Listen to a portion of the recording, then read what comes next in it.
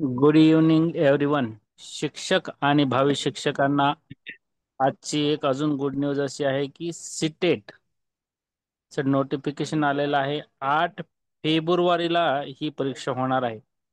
लवकरच फॉर्म भरणे ही सुरू होईल. अजून फॉर्म भरण्याच्या संदर्भातल्या सूचना यायच्या बाकी आहेत. आपल्या सर्व ग्रुपवर त्या कळवल्या जातीलच. त्यामुळं सर्वांनी टीईटीचा अभ्यास 23 नोव्हेंबर साठी तर करायचा आहेच, पण 23 नोव्हेंबर नंतर देखील थांबायचं नाही. सीटेटचा अभ्यास करायचा आहे पुन्हा 8 फेब्रुवारी पर्यंत. आणि 8 फेब्रुवारीला सीटेट असणार आहे. तर 25 तारखेच्या नंतर कधीही नोटिफिकेशन येईल असं मी म्हटलं होतं, परंतु 24 तारखेलाच नोटिफिकेशन आलेलं आहे. चांगली गोष्ट आहे. अजून 5 ते 7 दिवसात फॉर्म भरण्यासाठी देखील सुरुवात होईल आणि परीक्षा बरोबर 8 फेब्रुवारीला होणार आहे. तर 23 नोव्हेंबर ते 8 फेब्रुवारी हा पुन्हा 2.5 महिन्याचा कालावधी आपणा सर्वांना सीटेट साठी देखील भेटणार आहे. टेट मध्ये तर चांगले गुण मिळणारच आहेत, पण सीटेट किंवा टेट दोन्हीपैकी एक पात्र परीक्षा होणं गरजेचं आहे. आपल्या सर्वांचा लाईव्ह मध्ये पण अभ्यास होणार आहे, टेस्ट सिरीज मध्ये अभ्यास होणार आहे, रेकॉर्डिंग मध्ये अभ्यास होणार आहे. नोट्स वगैरे तर तुम्हाला त्या मिळणार आहेतच. 23 नोव्हेंबर पर्यंत सर्व टीईटीच्या शिक्षकांचा प्रवेश आपल्या टेस्ट सिरीजच्या ग्रुपला झालेला आहे. सीटेट साठी देखील आपण अशाच पद्धतीनं कार्य करणार आहोत. ते तुम्हाला वेळोवेळी सांगितलं जाईल. विजय सरला विनंती करतो, त्यांनी त्यांचं आजचं सेशन सुरू करावं. विजय सर. धन्यवाद सर.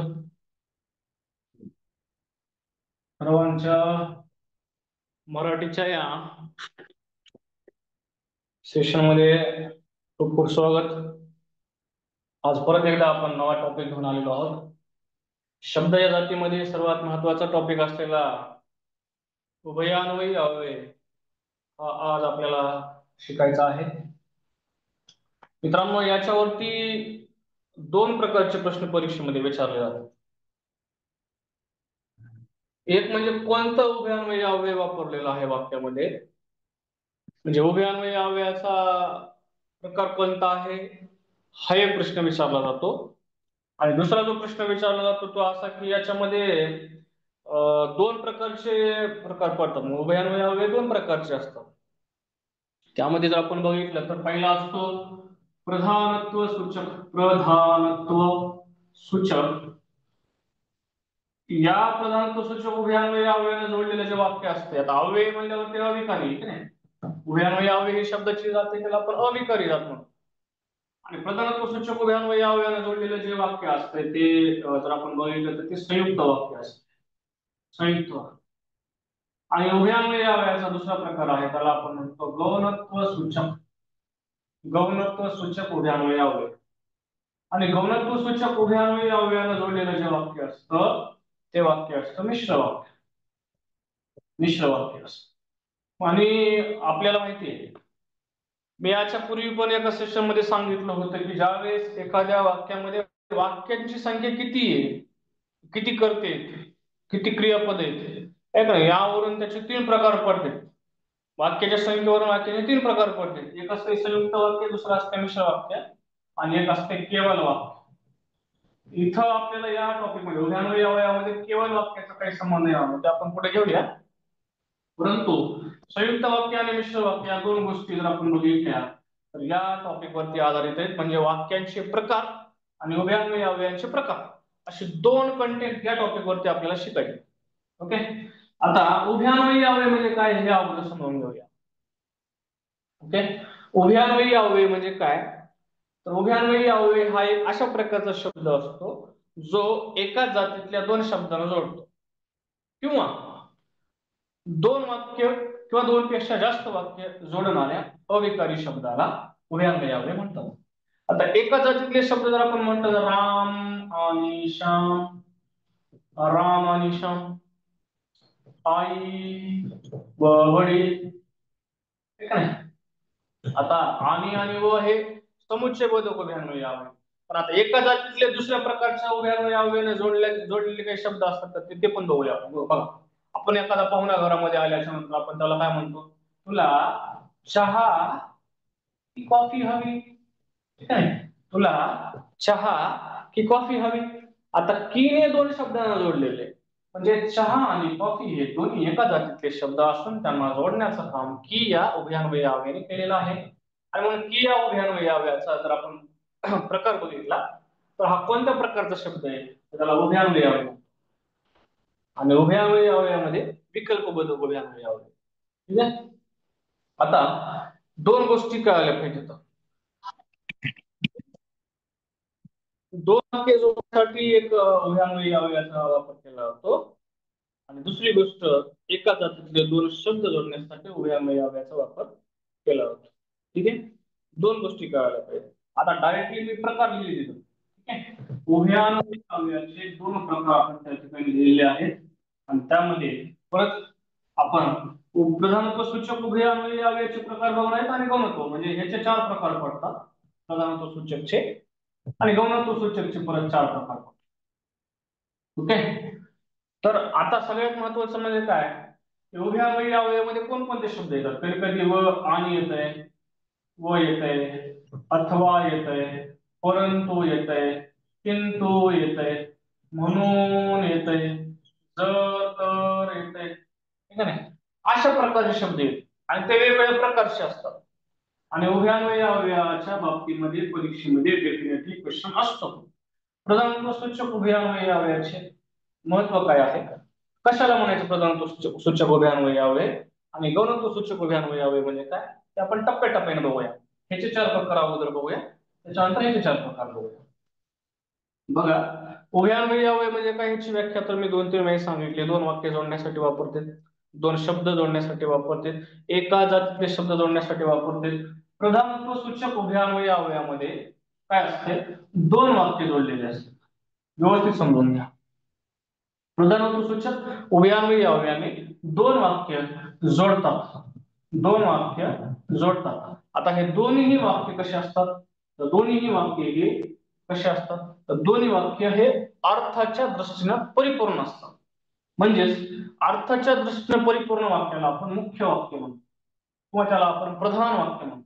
मुख्य वाक्य अधिक मुख्य वाक्य, मुख्य वाक्य अधिक मुख्य वाक्य किंवा मुख्य शब्दाच्या ऐवजी आपण दुसरा एक शब्द टाकू शकतो.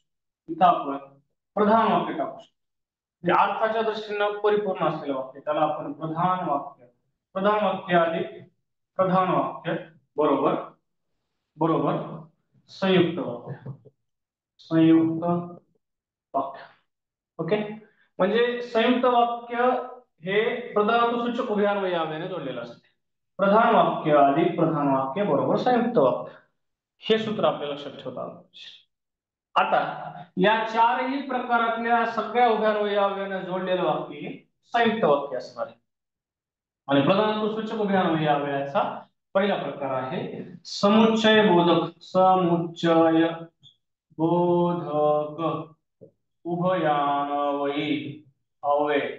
आणि याच्यामध्ये व आणि ख, ठीक आहे ना, शिवाय है ना, व आणि शिवाय अन अन अन, ठीक आहे ना, अशा प्रकारचे उभयान्वयी अव्यय वापरतात. आता ह्याच्यामध्ये जर आपण बघितलं तर वाक्य जर घेतलं ना आपण, ठीक आहे ना, आपण म्हणू शकतो असं, सुसाट वारा सुटला आणि पावसाला सुरुवात झाली. सुसाट वारा सुटला परिपूर्ण वाक्य, आणि जोडायचं, सुसाट वारा सुटला आणि पावसाला सुरुवात झाली. दोनही वाक्य परिपूर्ण आहेत, प्रधान वाक्य आणि जोडलेले.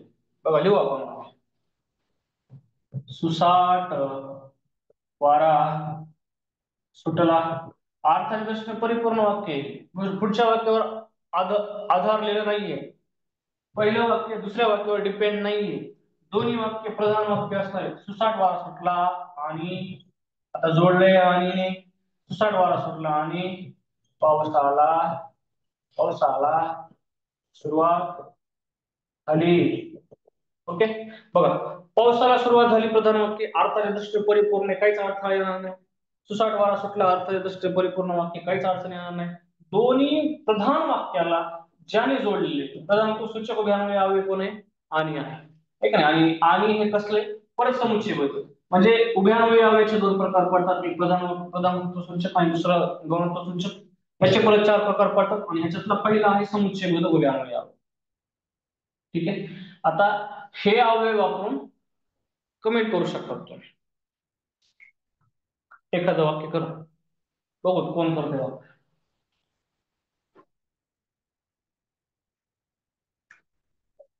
या अनचा, अन आणि आन दोन्ही, हा अनचा वापर करून सुद्धा आपण वाक्य करू शकतो.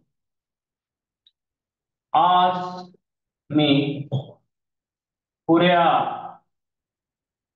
अन पुऱ्या अन भाजी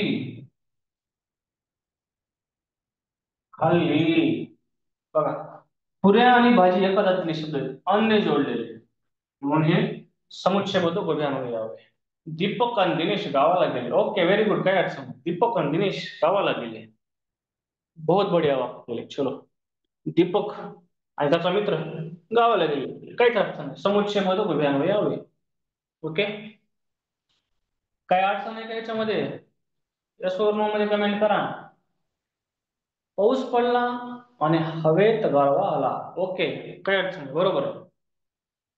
बघा, सृष्टी मॅडमने छान वाक्य केले. पाऊस पडला आणि हवेत गारवा आला. ओके, चलो दुसरं घेऊया. दुसरा प्रकार घेऊया. प्रधान सूचक उभयान्वयी अवयव.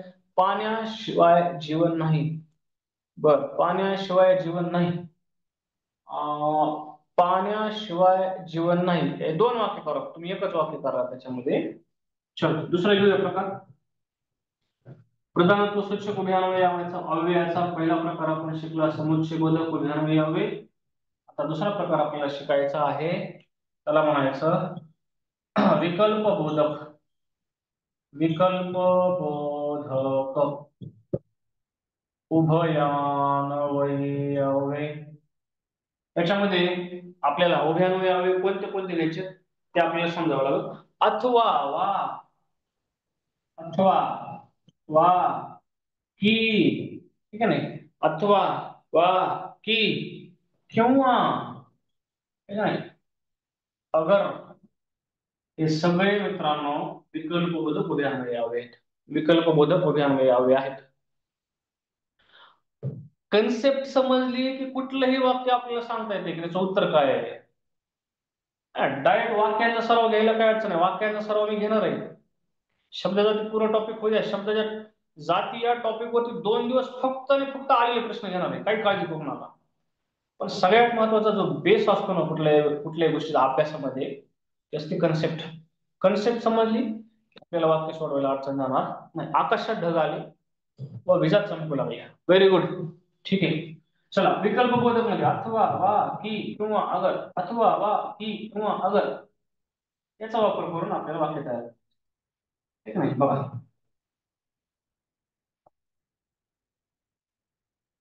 तो किंवा, तो किंवा मी, तो किंवा मी, तो किंवा मी लग्नाला जातात. म्हणजे तो भाऊ असेल याचा, मीचा. हा किंवा हा, दोघांपैकी एक आहे ना, विकल्प आहे, दोघांपैकी एक लग्नाला जाईल किंवा नाही होईल. आता आपण मगाशी जे वाक्य घेतलं, तुला चहा की, बघा इथलं की आलं, तुला चहा की कॉफी हवी, है ना. कॉफी आणि चहा एका जातीतले शब्द आहेत. जिंकू किंवा मरू, व्हेरी गुड, एका जातीतले दोन शब्द, जिंकू किंवा मरू. छान. गणित अथवा मराठी खूप सोपे नाही, खूप सोपे आहे. गणित अथवा मराठी. बर, अजून बऱ्याच जणांनी कमेंट मध्ये वाक्य केलेलं आहे, छान छान वाक्य केलेले आहेत. चलो, आणखीन एक विकल्प बोधकचं आपण वाक्य त्या ठिकाणी घेऊ शकतो. हा, मग करा अथवा मारा. बर, चालतंय, करा अथवा मारा. राधा अथवा मीरा, कुणीही काम करा. बर,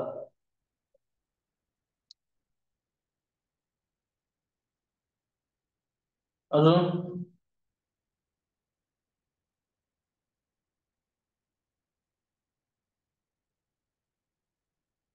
पावसाळा, पावसाळा. अगर, हिवाळा असो. पावसाळा अगर हिवाळा असो, आम्ही अभ्यास करू. अभ्यास करू म्हणजे पाऊस असो थंडी आम्ही अभ्यास करणार. पाऊस अगर हिवाळा, हिवाळा इथं आहे. अगरने जोडलेले दोन्ही वाक्य. ठीक आहे. विकल्प बोधक मध्ये अथवा, वा, की, अथवा, वा, की किंवा अगर अशा प्रकारचे उभयामुळे यावे वापरले जातात. त्याच्यानंतर न्यूनत्व बोधक उभयान्वयी यावे याचा प्रकार आपण घेऊया. म्हणजे प्रधानत्व सूचक उभयान्वयी याव्याने जोडलेला वाक्यांचा तिसरा प्रकार न्यूनत्व बोधक. माझे काम करा नाहीतर काय ते वापरून कटलं वाक्य कटलं लगेच. चलो नंबर 3 न्यूनत्व बोधक, न्यूनत्व बोधक उभयान्वयी अव्यय. किंतु न्यूनत्व म्हणजे कमीपणा. न्यूनत्व म्हणजे काय? कमीपणा. न्यूनत्व शब्दाचा अर्थ काय? कमीपणा. किंतु, परंतु, परी, है ना. किंतु, परंतु, परी, पण, बाकी, है ना. किंतु, परंतु, पण, परी, बाकी अशा प्रकारचे उभयान्वयी अव्यय जर आले, ठीक नाही, अशा प्रकारचे जर उभयान्वयी अव्यय आले तर त्याला न्यूनत्व बोधक उभयान्वयी अव्यय म्हणायचं. आणि न्यूनत्व बोधक उभयान्वयी अव्ययाने जोडलेलं वाक्य प्रधान वाक्य असते. प्रधानत्व सूचक उभयान्वयी अव्ययाचं वाक्य असते. न्यूनत्व बोधक उभयान्वयी अव्ययाने जोडलेलं वाक्य संयुक्त वाक्य असते. चलो. खूप, खूप मरावे परी किती रुपये उरावे. वर खूप अभ्यास केला होता, खूप अभ्यास केला, पण, पण, पण तो नापास झाला. तो नापास झाला.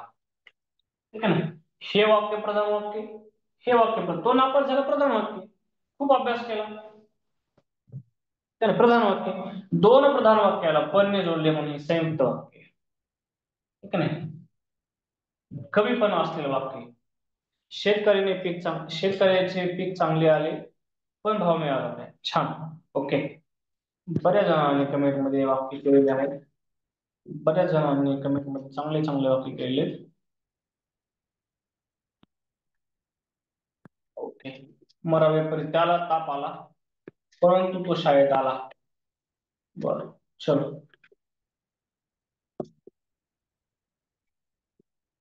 चला एक वाक्य घेऊया याचं. न्यूनत्व बोधक उभयान्वयी अव्ययाचं एक वाक्य घेऊया.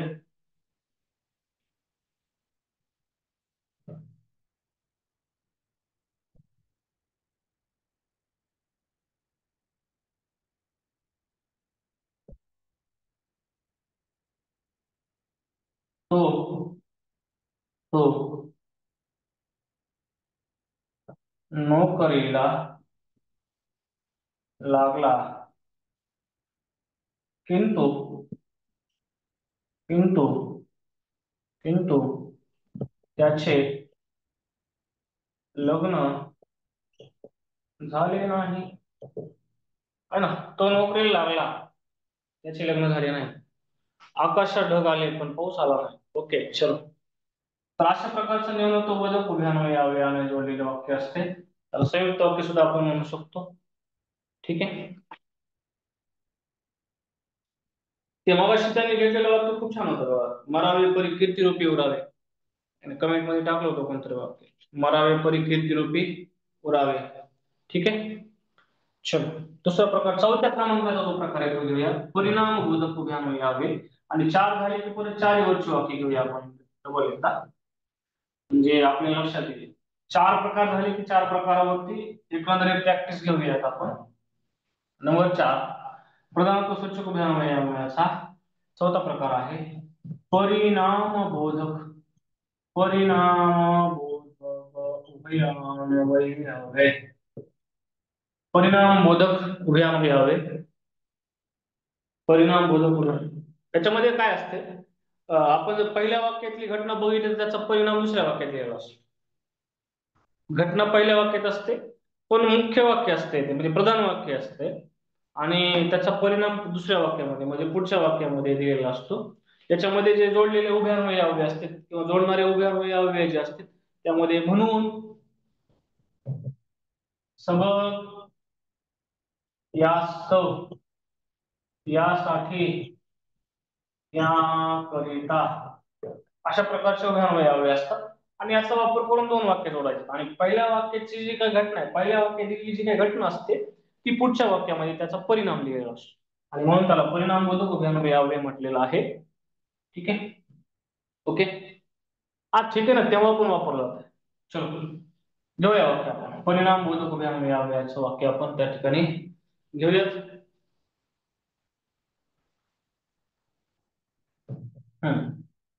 त्याचा पगार, त्याचा पगार झाला, त्याचा पगार झाला म्हणून त्याने खरेदी केली. घटना काय झाली? पगार झाला. त्याचा परिणाम काय झाला? त्याने खरेदी केली. ओके, अजून, ओके. तो आजारी होता, तो आजारी होता, तो आजारी होता. सबब, सबब, तो कामावर गेला नाही. तो आजारी होता, तो आजारी होता. सबब, तो कामावर गेला नाही. त्याने अभ्यास केला म्हणून पेपरमध्ये पास झाला. चालतं ना. म्हणून याच्यामध्ये सगळे म्हणजे एकाच अर्थाचे शब्द येते. म्हणून, सबब, यास्तव, यासाठी, याकरिता. त्यामुळे याच्यात काही अडचण नाहीये. हे अव्यय पाठ करायचे. कोणता अव्यय कोणत्या प्रकारचे ते आपल्याला पाठ करता आलं पाहिजे. ठीक आहे. आणि आत्ताचे आपण जे चार प्रकार बघितले बघा, आता तब्येत चांगली ठेवायची असेल तर याकरिता व्यायाम केला पाहिजे. जमते काय वाक्य?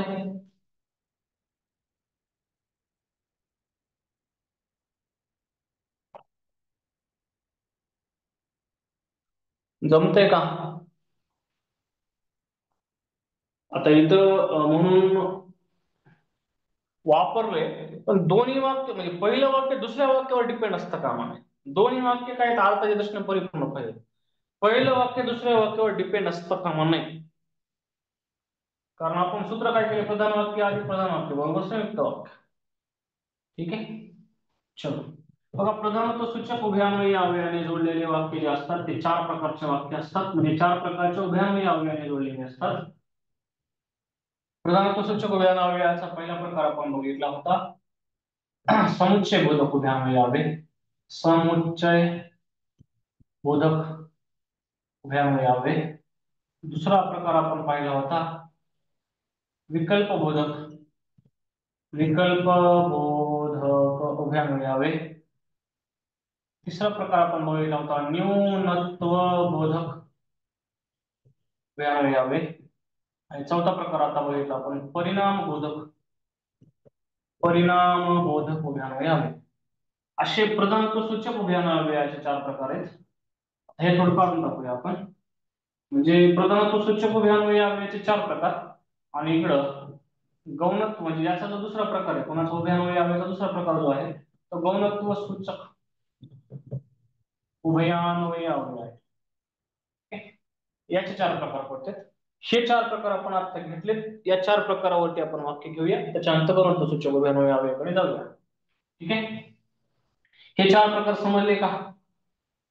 चार प्रकार पहिले समजले का? संख्या वाढली चांगली. हा, हे चार प्रकार समजले का? ओके, वाक्य घ्यायचे का? परीक्षेत आलेले वाक्य घेऊया. परीक्षेच्या दृष्टिकोनातून असलेले महत्वाचे वाक्य त्याच्यावरती आपल्याला येणारे असतात किंवा आलेले बऱ्याचदा. ठीक आहे. चला एक वाक्य घेतो. आता तुम्हाला हे चार पर्याय असतील, आता आपण जे लिहिले होते. गौण तो सूचक उभ्यामध्ये यावे नंतर घेऊया. हे झालं याच्यानंतर. वाक्य देऊ, असं उत्तर फेकतात लवकर. देऊ वाक्य. माझं वाक्य झाल्याबरोबर उत्तर आलं पाहिजे. चलो हा. गड आला. गड आला पण सिंह गेला. गड आला पण सिंह गेला. समुच्चय, विकल्प, न्यूनत्व, परिणाम. पण आले पण. आणि विशेष म्हणजे बघा, हे पण वाक्य हे पण वाक्य परिपूर्ण, हे पण वाक्य परिपूर्ण. न्यूनत्व. माली सर्च पहिली कमेंट आली बुवा. हा. गड आला पण सिंह गेला. न्यूनत्व, कमीपणा आहे. पुढच्या वाक्यात पहिल्या वाक्यातला कमीपणा पुढच्या वाक्यात सांगितलं. पहिल्या कृतीचा कमीपणा पुढच्या वाक्यात सांगितलं. न्यूनत्व बोधक. ठीक आहे. न्यूनत्व बरोबर आहे. न्यूनत्व बोधक. दुसरं वाक्य घेऊया. पण परंतु किंतु बाकी परी. पण परंतु किंतु बाकी परी. पण परंतु किंतु बाकी परी. सगळे न्यूनत्व बोधक. आणि हे वाक्य परीक्षेला आलेले. हे एमपीएससी मेन्सला आलेले. एमपीएससी मेन्सला, पीएसआय मेन्सला आलेला प्रश्न आहे हा.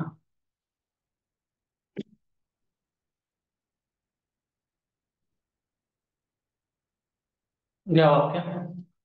वाटेत मोटा, वाटेत मोटा खराब झाली,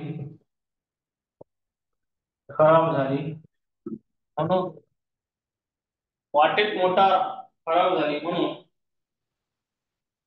मला उशीर झाला. मला उशीर झाला. उत्तर म्हणजे वाक्य कंप्लीट करायचं अगोदर नाही, इथपर्यंत आलो तोपर्यंत उत्तर फेकलं लगेच. परिणाम आहे ना. खराब झाली ना गाडी म्हणून यायला उशीर झालेला आहे. पहिल्या घटनेचा परिणाम दुसऱ्या वाक्यात सांगितलेला आहे. त्याला परिणाम बोधक उभे यावे म्हणायचं. चलो नेक्स्ट क्वेश्चन घेऊयात.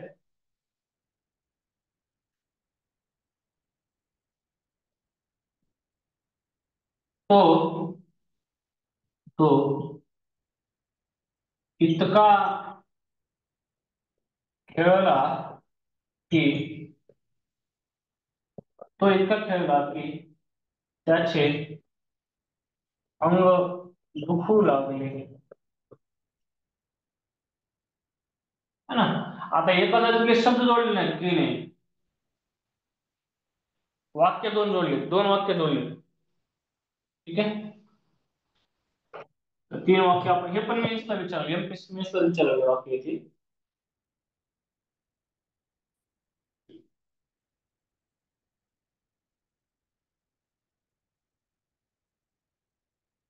बघा हे वाक्य सांगतो. त्याने काम केले नाही शिवाय शिरजोरपणा करू लागला. त्याने काम केले नाही शिवाय शिरजोरपणा करू लागला.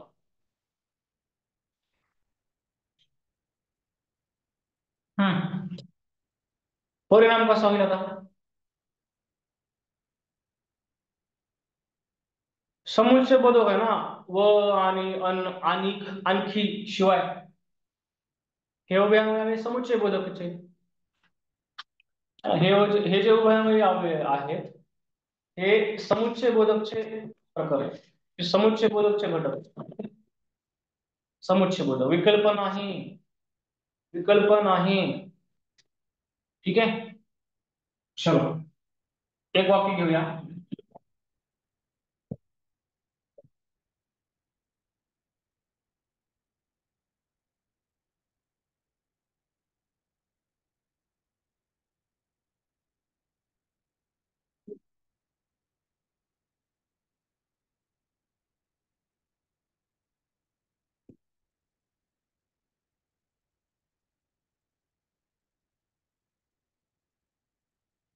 देह जावो, देह जावो अथवा राहो,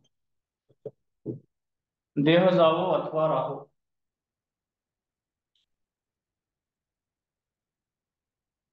देह जावो अथवा राहो.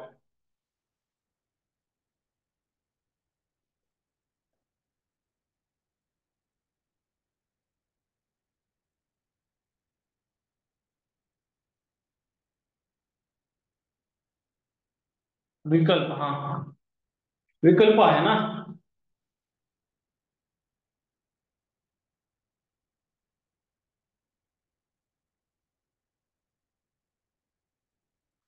विकल्प आहे ना, अथवा, अथवा वा. ठीक आहे, चलो. समजला का हा प्रकार? उभ्यान्वयी अवयवाचा पहिला प्रकार जो होता प्रधानत्व सूचक उभ्यान्वयी अवयव, त्याचे 4 प्रकार आपण आता घेतले. आता याचा दुसरा प्रकार आपण घेऊयात. ओके, याचा दुसरा प्रकार आपण घेऊयात. गौणत्व सूचक, गौणत्व सूचक, गौणत्व सूचक उभयान्वयी अवयव. आता गौणत्व सूचक उभयान्वयी अवयवाने जोडलेले जे वाक्य असते ते मिश्र वाक्य असते.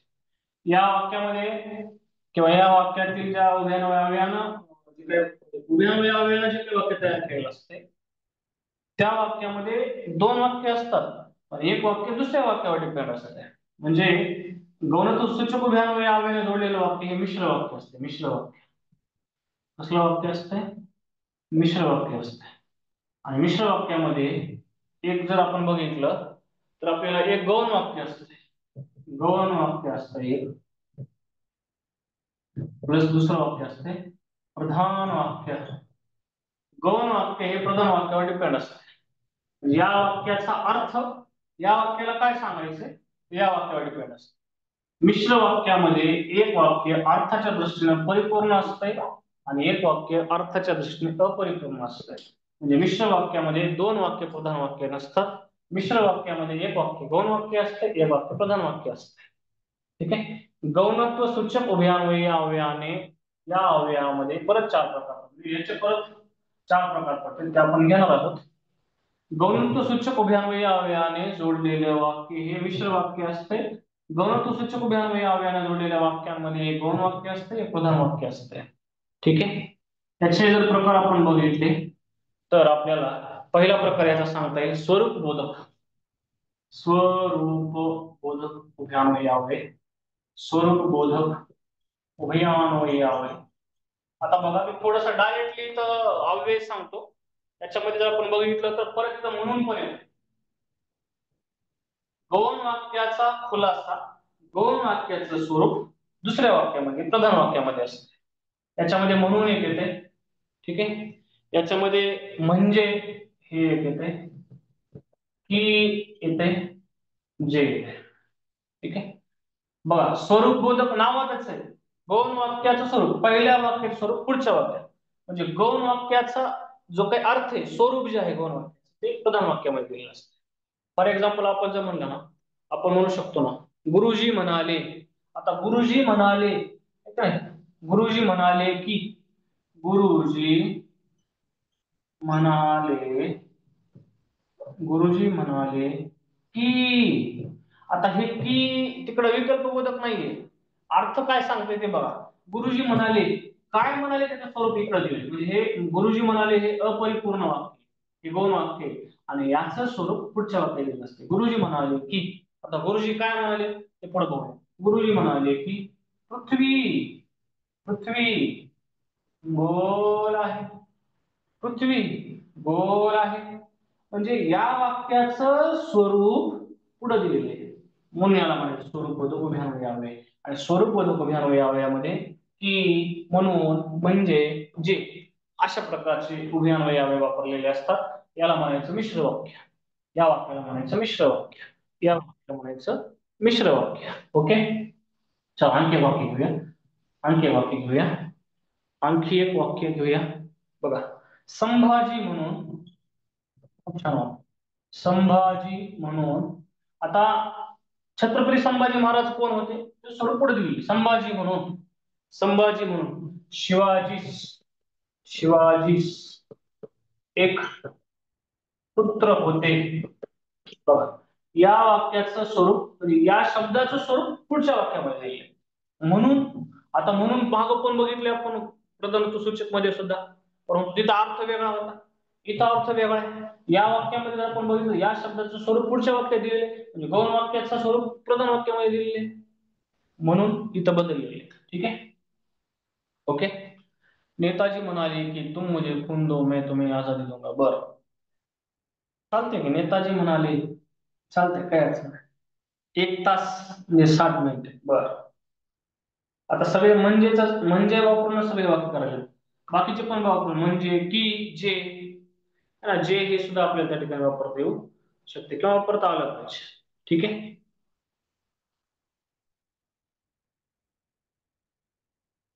ओके. चलो पुढे जाऊया, दुसरा प्रकार बघूया याचा. याचा दुसरा प्रकार आपण बघूया. दुसरा प्रकार आहे उद्देशबोधक उभ्यान्वये यावे. उद्देशबोधक, उद्देशबोधक उभ्यान्वये. राजा म्हणून एक राजा होता, राम म्हणून एक राजा होता, सॉरी, राम म्हणून एक राजा होता. चालते, चला नंबर 2 घेऊया. उद्देश बोधक उभयान्वयी हवे.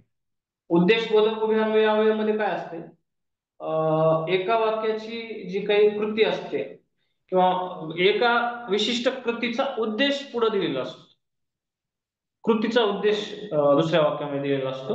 याच्यामध्ये म्हणून, इथं पण म्हणून येते, म्हणून सबब है ना, म्हणून सबब यास्तव कारण की, कारण की एका कृतीचा उद्देश दुसऱ्या पुढच्या वाक्यामध्ये दिलेला असतो. ठीक आहे, चांगले उपचार मिळावेत यास्तव ते, आता चांगले उपचार मिळावेत अर्थाच्या दृष्टीने वाक्य परिपूर्ण नाही, याला पुढचा उद्देश म्हणजे चांगले उपचार मिळावेत, आणि पुढचं वाक्य काय सांगतं ते बघा, चांगले उपचार मिळावेत यास्तव ते मुंबईला गेले. आता थोडस अंडरस्टँडिंगचा भाग आहे बघा. ते मुंबईला गेले हे वाक्य अर्थाच्या दृष्टीने परिपूर्ण, ओके. मग हे प्रधान वाक्य झालं, समजून घ्या व्यवस्थित. ते मुंबईला गेले हे वाक्य अर्थाच्या दृष्टीने परिपूर्ण आहे, आणि जे वाक्य अर्थाच्या दृष्टीने परिपूर्ण असतं त्याला आपण प्रधान वाक्य म्हणतो. आता प्रधान वाक्याचा उद्देश इकडे दिलेला आहे म्हणजे गौण वाक्य, चांगले उपचार मिळावे, हे वाक्य गौण वाक्य आहे, बरं का. आता आपण आणखी एक कन्सेप्ट कशी क्लिअर करू शकतो डिटेलमध्ये बघा. उद्देशबोधक उभयान्वयी अव्ययामध्ये असतंय काय, उद्देशबोधक उभयान्वयी अव्ययामध्ये प्रधान वाक्याचा उद्देश गौण वाक्यात दिलेला असतो, ओके. प्रधान वाक्याचा उद्देश गौण वाक्यात दिलेला असतो, ओके. आणि त्याच्यासाठी हे म्हणून सबब यास्तव कारण की अशा प्रकारचे उभयान्वयी अव्यय त्या ठिकाणी वापरलेले असतात. आता बघा, चांगले गुण मिळावेत, बघा, चांगले गुण मिळावेत अर्थदृष्ट परिपूर्ण नाही वाक्य, गौण वाक्य. चांगले गुण मिळावेत म्हणून, म्हणून मी देवाकडे प्रार्थना केली. आता मी देवाकडे प्रार्थना का केली, देवाकडे प्रार्थना का केली याचा उद्देश हे वाक्य, हे वाक्य प्रधान वाक्य, याचा उद्देश गौण वाक्यामध्ये दिलेला आहे. ठीक आहे, अर्थाच्या दृष्टीने प्रकार पडलेले आहेत, अर्थाच्या दृष्टीने कोणता उभयान्वयी अव्यय कोणत्या प्रकारचा आहे ते सांगायचं आपल्याला. ठीक आहे, समजला का, समजलं असेल तर येस म्हणा. की संख्या चांगली आहे, आपली संख्या आता वाढायला लागली दिवाळीतून, म्हणजे आपल्या फेस्टिवल मधून आता बरेच जण बाहेर आलेत, मला वाटतंय उद्यापासून अजून संख्या वाढल. कारण काल भाऊबीज होती. ओके. Yes yes. उद्देशबोधक समजलाय. आता नंबर 3 बघूया. गौणत्व सूचक म्हणजे मिश्र वाक्याचा तिसरा घटक जो असतो.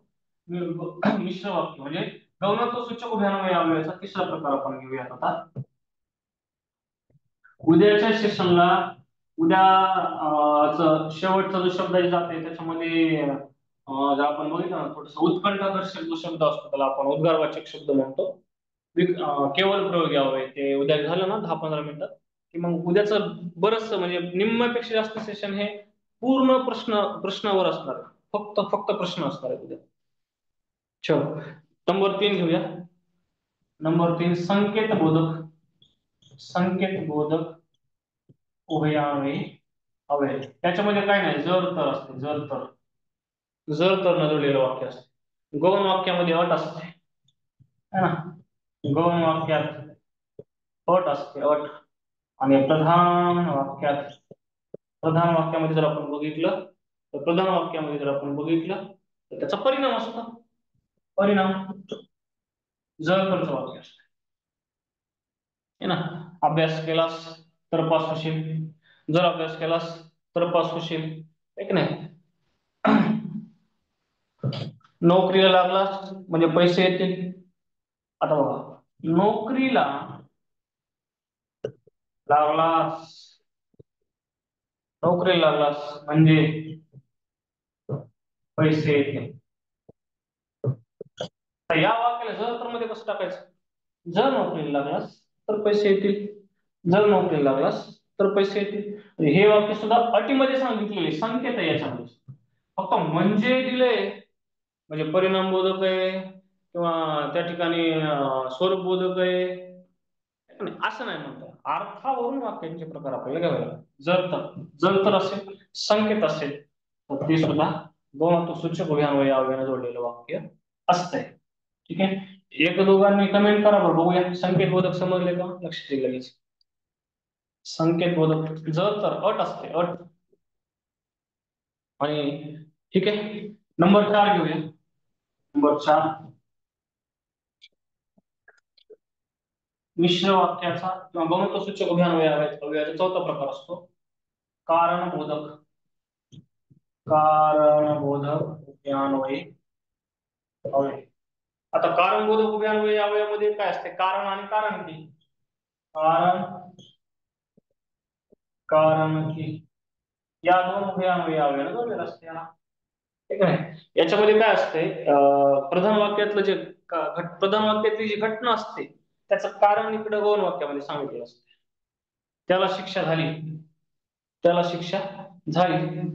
कारण त्याने चोरी केली आहे का नाही. त्याला शिक्षा